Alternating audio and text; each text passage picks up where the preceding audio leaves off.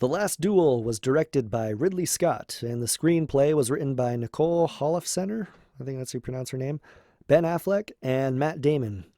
This movie was released this past weekend, October 15th, and it seems to be bombing at the box office, unfortunately. I think it had an estimated budget of $100 million, and it made only $4.8 million at the U.S. domestic box office, which is pretty darn bad. Unfortunately, the name Ridley Scott doesn't seem to get audiences into the movies anymore. I mean, you can only put "from the director of Gladiator" in the trailers for so many movies before it just kind of wears thin. The film stars Matt Damon as Jean de Caroux.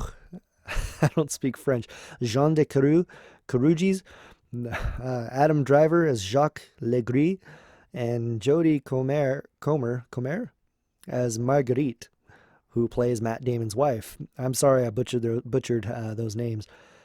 I'm not going to bother trying to correctly pronounce these characters' names, so I'm just going to refer to the actors who play these characters for the review. The movie takes place in 1386 in France, and the basic storyline is that Matt Damon and Adam Driver are good friends. One of them is a knight, the other one is a squire. But Adam Driver falls in love with Jodie Comer, who is Matt Damon's wife. Driver breaks into her home while Damon is out collecting his money for fighting in the war, and he assaults her. I'm trying to use toned-down language for YouTube here.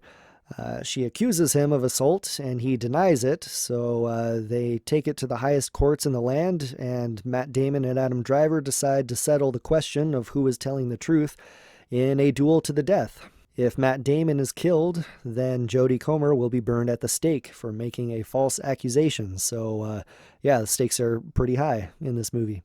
Overall, I thought this movie was interesting. It's good, but it's not great. It's not boring, but it's not exciting either. This is one of those movies that you watch once and say, wow, I learned something today, and then you never watch it again. They split the movie into 3 parts, which I thought was pretty cool, and these 3 parts depict the 3 different perspectives of our main characters.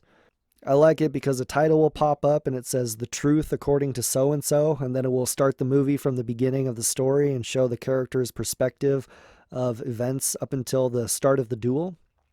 And then another title will pop up and it'll say "The Truth According to So-and-so," and then it'll start back from the same point, like the same beginning point, but then just take it from another character's point of view.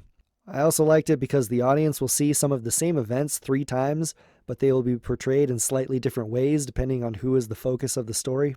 For example, when we see it from Adam Driver's perspective, whenever he interacts with Jodie Comer, she is giving him the seductive eyes and she's always acting really flirty around him. But when we see the same events from her perspective, she looks really uncomfortable around him and is always trying to avoid him. I was afraid it would make the movie boring to watch some of the same events 3 times, but the movie was pretty successful in keeping my attention. I am kind of a sucker for movies that take place in the Middle Ages, so I was drawn into the movie instantly when I saw a bunch of knights and medieval warriors getting, suited up to get into battle. I like watching these movies because sometimes I forget that people who lived 600 or 700 years ago were not just a bunch of mindless brutes just marauding and killing each other all the time, but that they actually had very sophisticated societies and governments. For example, one character sues another character for land, and he has to file an appeal to a higher court, and his appeal is denied by a snarky records keeper. And I think, oh yeah, people back then were not much different than we are today. If you've seen the trailers for this movie, they may lead you to believe that this is an action film, but it is not even close to being an action film. This is a period piece, a drama, a very serious drama. There are a few action scenes scattered throughout the film where Matt Damon and Adam Driver have to fight in service of the king, but other than the last duel itself, the battles are very short and have a lot of close-up shaky cam with CG blood spraying out of people, so the battle scenes are nothing impressive, unfortunately. I almost feel like they put the battle scenes in the movie just so they could put those in the trailers to make the movie seem more exciting than it actually would be. The actual last duel, however, was very exciting, and I look forward to seeing that clip come out on YouTube so I can watch it a few more times. This movie looks beautiful. The costume design is impressive and the set pieces look very authentic.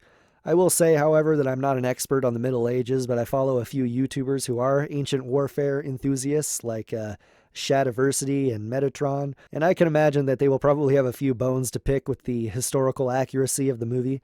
Metatron, for example, did a video critiquing the trailer for the movie 2 months ago, And he was slamming the movie for portraying Matt Damon and Adam Driver wearing metal helmets that only have half of a visor. And he was talking about how stupid that was. So I'm actually more interested in seeing their critique of the movie than the movie itself. I can imagine Shadiversity doing a fight scene analysis and saying, oh, that's just terrible footwork here, and he isn't doing the half sorting technique correctly. So I'm excited to see their perspective on the movie.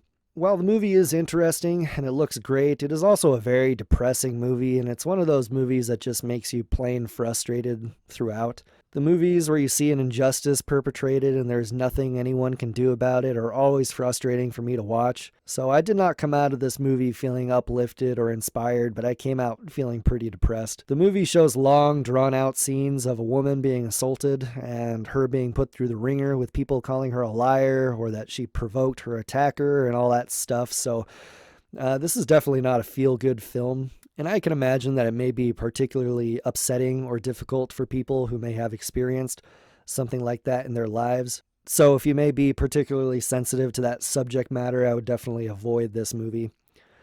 So again, to sum it up, it's an interesting movie. It looks really good. It's well acted, but it isn't what the trailer portrays. It isn't a medieval action film. It is a slow drama with a lot of disturbing content, so I wouldn't recommend paying full price to see it, but it may be one that you want to catch on streaming one of these days if the subject matter isn't too difficult to handle. So those are my thoughts on the film. Let me know if you think I'm wrong in the comments below, and I will catch you next time.